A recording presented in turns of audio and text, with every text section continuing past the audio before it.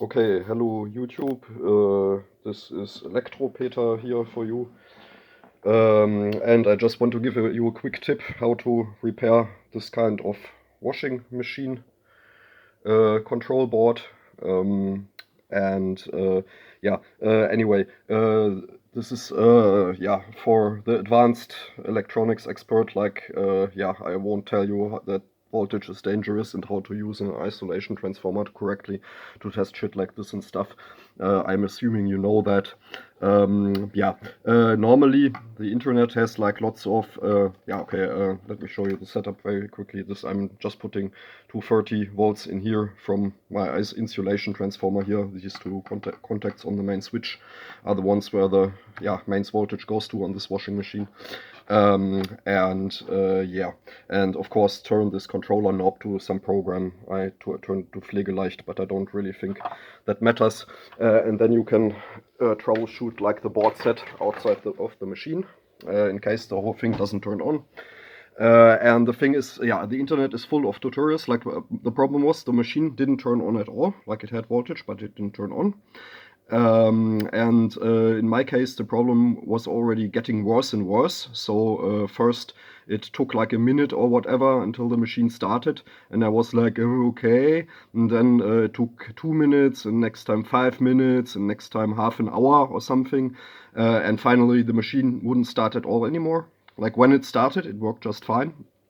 So I was assuming it's like electrolytic capacitors, or here this TNY control IC, which is a problem in very many washing machines and also in this one apparently sometimes. And I was assuming it's this one here, and it's just getting worse, and I just wait until it breaks and then repair it. But no, that was not the problem in my case, and that's why I'm making this video to show you another thing that might be the problem, because the internet is full, I think, of tutorials how to repair this. It's like typically this IC here breaks, or might also be electrolytic capacitors depending on the washing machine model. In my case, these are perfect. Like I used an ESR meter to okay, what is happening here? That was very interesting.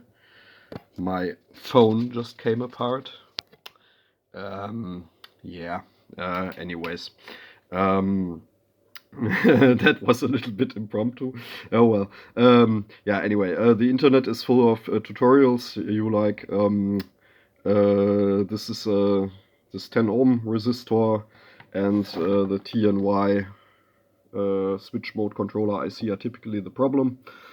Things to check here are, and in my case I checked this, like you get like 300-ish volt DC on this electrolytic capacitor, and then it makes 9 volt in case of this machine out of this one. I've seen other machines where it's 12 volt, but here it is supposed to be 9 volt. You can see that because all the relays here are also like 9 volt relays, so that makes sense.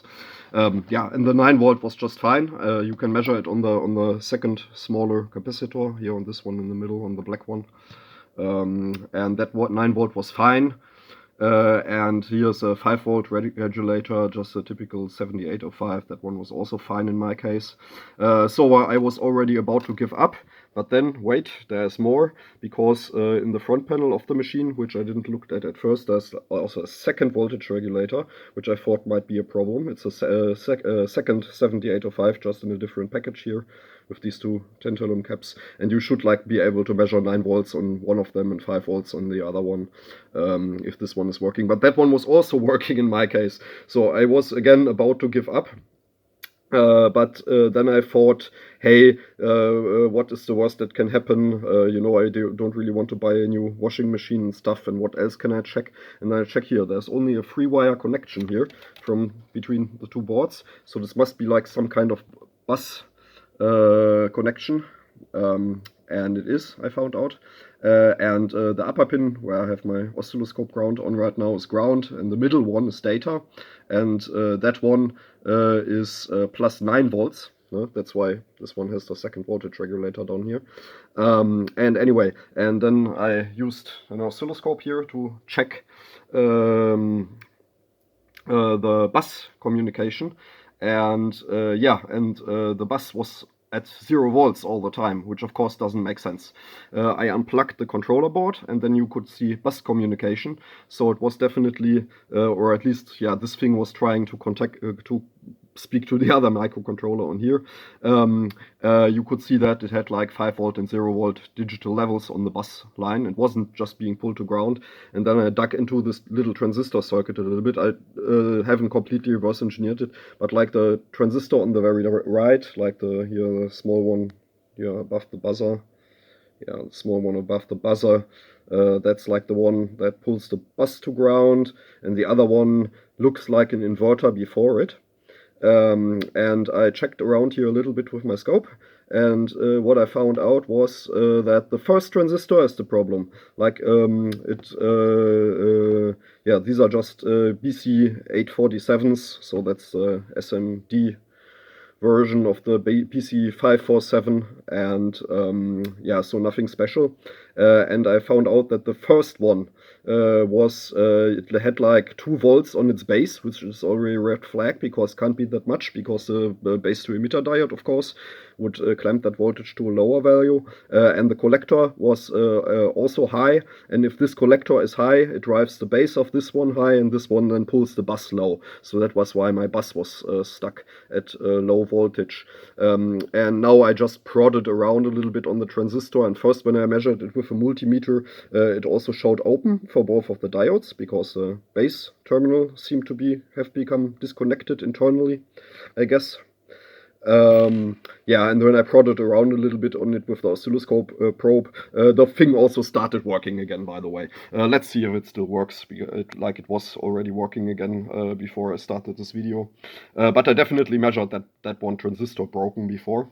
Let's see if it comes up now, turning it on. I think it's normal that it takes a moment if the machine is in error state. So apparently now it has decided to not work again. Let's directly here, let's look at the bus line on the scope and see what we can see. Oh, we see communication. Yeah, now it also came up. So I don't know if this much of a delay was normal now. Might still be that the transistor is again broken sometimes and whatever.